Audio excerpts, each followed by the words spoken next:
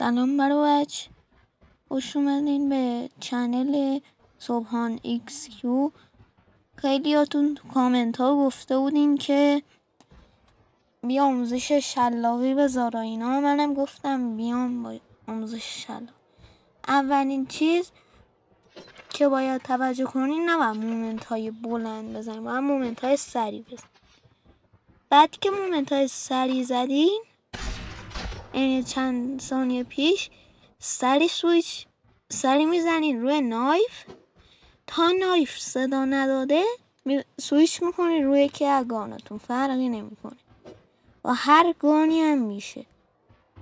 یعنی تو قسمت تمرین اینجا صحنه آهسته کردن، اینجوری مومنت اینجا نشه. باید مومنت های کوتاه و به حادتون مسلط باشه. اینجا رو ببینید،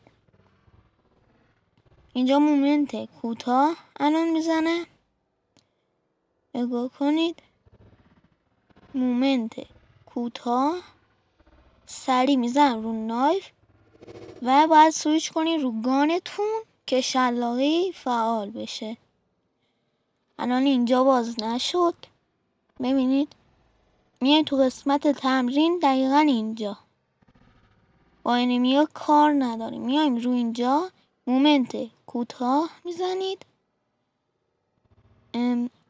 وایسین یه دقیقه، اینجا یه مومنت کوتاه سری رو گان و سویچ گان. روش دومش با اسنوبورده که با هر اسنوبوردی میشه اسنوبورد پیدا کنین و اسنوبورد رو فعال کنین.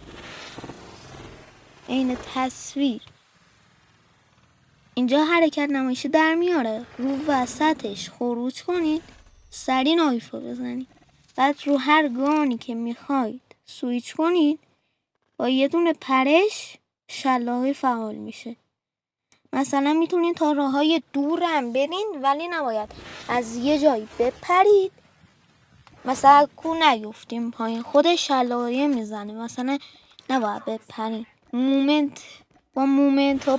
مومنت جامپ هم میشه شلاقی زد. من این بالتر رو اینجا گیر آوردم برای شلاقی. با هر گانی میشه، با گانهای سنگین LMG ها MG42 اینا میشه، ولی با SMRSA نمیشه. اینجا اومدم یه دونه شلاقی با رایفل بزنم به این یارو، اینجا رفت لابی.